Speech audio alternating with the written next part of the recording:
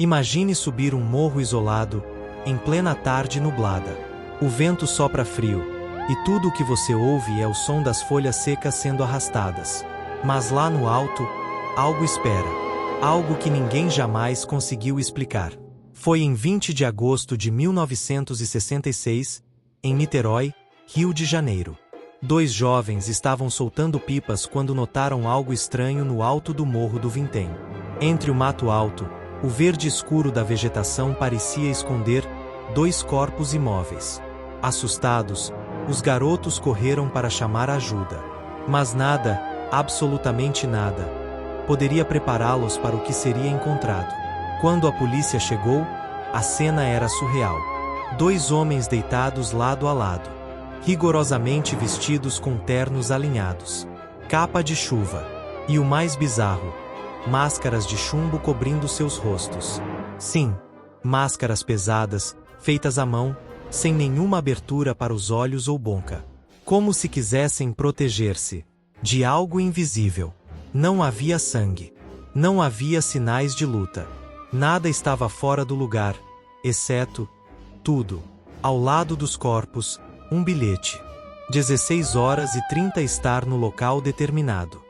18h30 ingerir cápsulas. Após o efeito, proteger metais a guardar sinal máscara. O que isso significa? Que cápsulas? Que sinal? Era uma anotação casual? Ou a última instrução de um ritual? O tempo estava fechado naquele dia. Relatos de moradores próximos falam de uma luz forte, que brilhou sobre o morro horas antes dos corpos serem encontrados. Alguns dizem que foi um raio. Outros, que foi algo vindo do céu. Algo que não era deste mundo. E o mais estranho, nenhuma causa da morte foi encontrada. Nenhum veneno. Nenhuma lesão. Nenhuma explicação. A partir daquele momento, o Morro do Vintém deixou de ser apenas uma colina coberta de mato. Ele se tornou um símbolo de um mistério impossível. Um lugar onde a realidade parece se curvar, onde as leis da lógica simplesmente falham. O que aqueles homens estavam fazendo ali? O que esperavam encontrar? E quem ou o que o chamou para aquele encontro final? Não eram apenas 2 corpos no chão. Eram 2 enigmas, envoltos em silêncio, chumbo e morte. E esta é apenas a primeira camada de uma história que vai te perseguir depois que as luzes se apagarem. Eles não eram criminosos. Não eram foragidos, nem ocultistas conhecidos. Eram homens comuns, técnicos em eletrônica. Trabalhavam consertando rádios e televisores no subúrbio carioca. Miguel José Viana e Manuel Pereira da Cruz. 2 amigos inseparáveis, com um segredo que ninguém conhecia. Aos olhos dos vizinhos, eram trabalhadores honestos, religiosos, reservados. Mas nos dias que antecederam suas mortes, algo mudou. Eles foram vistos comprando materiais estranhos. 2 capas de chuva, ferramentas e o mais perturbador: 2 máscaras de chumbo, feitas por eles mesmos. Máscaras pesadas, moldadas à mão. Sem furos. Sem conforto. Feitas apenas para cobrir, para isolar. Na manhã de 17 de agosto de 1966, eles deixaram Campos dos Goytacazes dizendo que iriam comprar equipamentos para o trabalho. Mas nunca mais voltaram. Ao invés disso, pegaram um ônibus para Niterói e seguiram rumo ao Morro do Vintém, como se fossem guiados, como se já soubessem onde deveriam estar.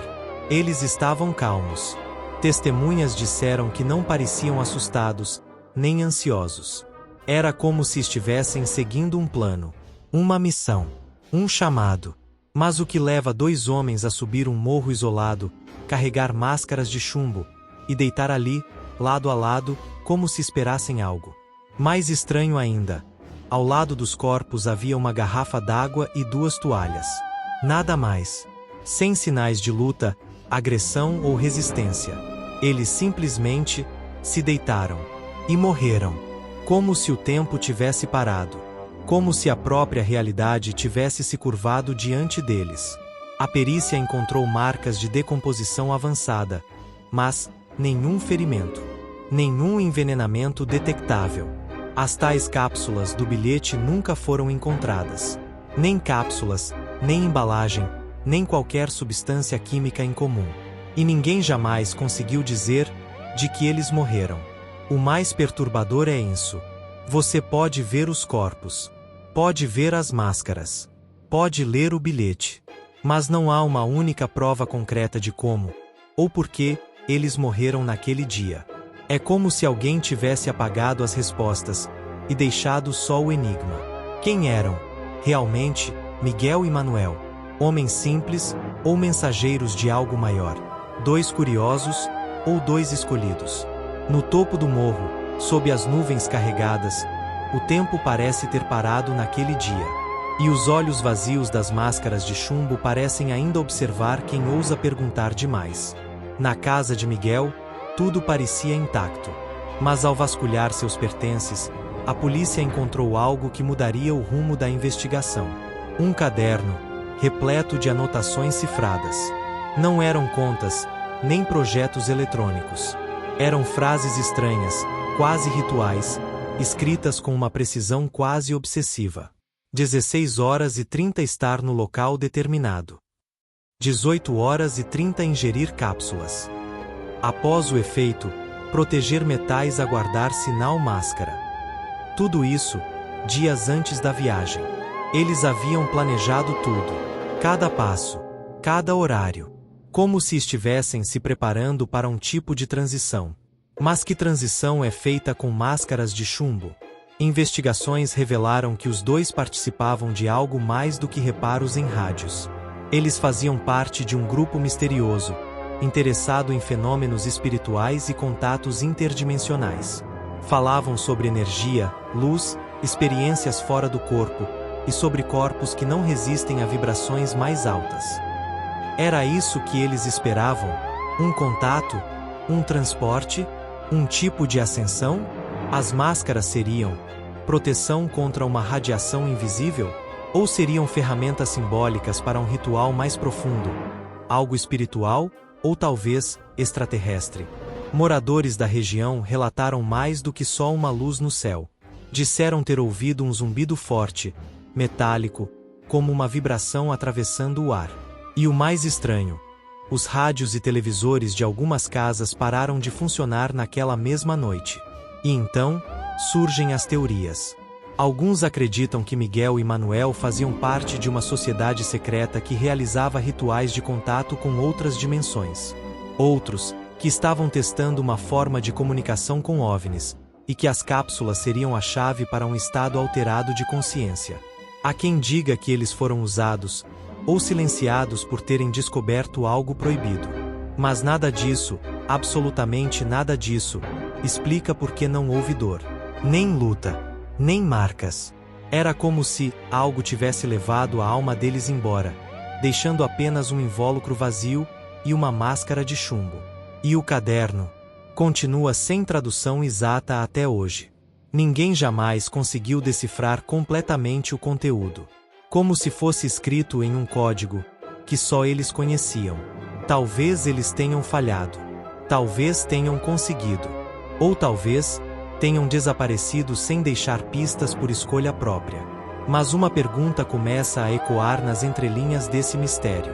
E se o que eles procuravam estivesse realmente lá? A morte de Miguel e Manuel foi um choque. Mas algo ainda mais estranho ecoava por trás da tragédia. Os relatos. Testemunhas apareceram. Pessoas simples, moradores do entorno do Morro do Vintém. E todas diziam o mesmo. Na noite da morte dos dois homens, o céu brilhou de forma diferente. Uma dona de casa disse ter visto uma luz laranja, intensa, pulsando por trás da mata. Outros falaram de um zumbido metálico que invadiu os rádios, e depois, silêncio absoluto. Não havia grilos, nem pássaros, nem vento. Era como se o tempo tivesse parado. Um menino que voltava da escola apontou para o morro e disse à mãe: "Mãe, tem uma estrela caída ali, e ela pisca." A mãe não acreditou, mas anos depois, contaria essa mesma história, com lágrimas nos olhos, para um programa de televisão. Se eu soubesse que 2 homens morreram ali naquela noite, eu teria ouvido meu filho. Eu juro, aquela luz não era normal. Relatórios da época mostram que a Força Aérea chegou a ser acionada informalmente por curiosos. Houve relatos de objetos voadores não identificados sobre a Baía de Guanabara entre os dias 16 e 18 de agosto de 1966. E adivinha?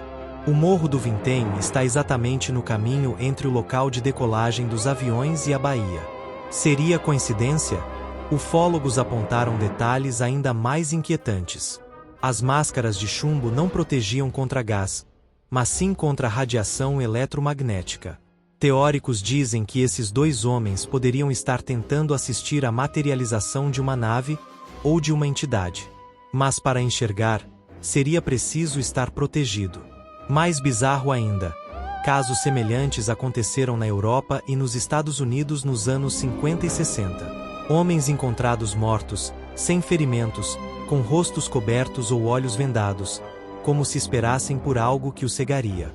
E se o Morro do Vintém foi, por uma única noite, uma espécie de ponto de contato, um lugar onde a realidade se partiu e eles atravessaram? Seja qual for a verdade, uma coisa é certa. Aquela noite no morro foi diferente. E quem estava por perto, sentiu. Mas e você? Já olhou para o céu e teve a sensação de que algo te observava de volta? Já se perguntou se existem lugares onde o mundo visível se esgarça, só por alguns minutos? Conforme os dias passavam, as teorias se multiplicavam, cada uma mais sinistra que a outra, mas todas com algo em comum. A sensação de que Miguel e Manuel estavam tentando algo maior do que eles. Algo que envolvia fé, ciência e talvez algo não humano. Primeiro vieram os espiritualistas. Eles afirmavam que os 2 homens participavam de um grupo oculto que estudava o corpo astral e a comunicação com planos superiores. Um tipo de espiritismo misturado com magnetismo e física quântica. Esses grupos acreditavam que o contato com mentores de luz só seria possível se a pessoa estivesse em transe profundo e protegida contra interferências da matéria. É aí que entra a máscara de chumbo. Ela não era apenas um objeto físico. Ela era um portal simbólico. Um escudo, para proteger os olhos, não da luz comum, mas de algo que seria demais para a visão humana. Outros, mais céticos, apontaram para uma teoria ainda mais assustadora. Eles estavam fazendo um experimento, misturando radiação, magnetismo e estados alterados de consciência, para testar algo. Talvez uma arma. Talvez uma máquina mental. Talvez uma comunicação com outro plano. E se foi um experimento, deu errado. Muito errado. Mas e se não foi um erro? E se eles conseguiram? Há quem diga que os corpos estavam vazios, mas sem sinais de sofrimento porque a consciência deles saiu, de forma voluntária. Como quem desliga um aparelho e vai embora. E então, claro, há a teoria mais polêmica. A teoria dos extraterrestres. Sim, parece loucura, até você juntar as peças. Luzes vistas no céu. Zumbidos metálicos. Equipamentos falhando.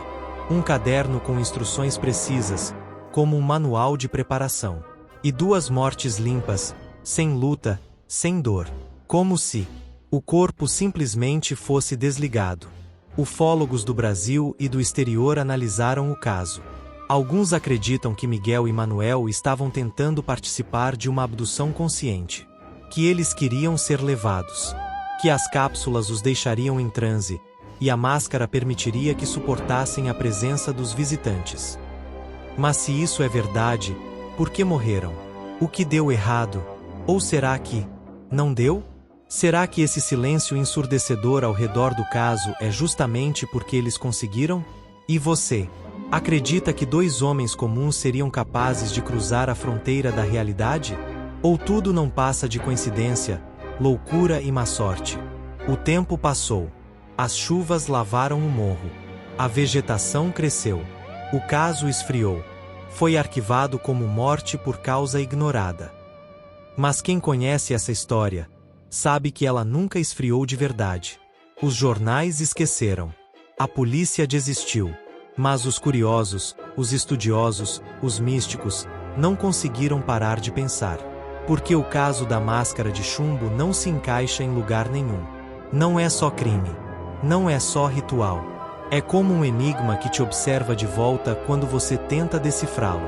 Os pertences de Miguel e Manuel, as anotações, a estranha carta cifrada, o rádio desmontado, o impermeável limpo demais, desapareceram. Alguns dizem que foram extraviados. Outros juram que foram recolhidos por autoridades de fora. Autoridades que não usavam fardas comuns. Documentos sumiram. Fotos foram proibidas. Até hoje, quando se tenta acessar arquivos oficiais sobre o caso, há lacunas. Páginas faltando. Relatórios desaparecidos. Como se alguém, em algum lugar, quisesse que a gente esquecesse. Mas como esquecer um caso com tantas pontas soltas? Quem deu a ordem para eles irem ao morro? Por que levaram cápsulas misteriosas? O que significa aquele bilhete? Está tudo certo para entrar no local determinado às 16h30, tomar as cápsulas às 18h30 e aguardar o sinal? Que sinal era esse? E a pergunta que ecoa até hoje nas florestas silenciosas do Morro do Vintém.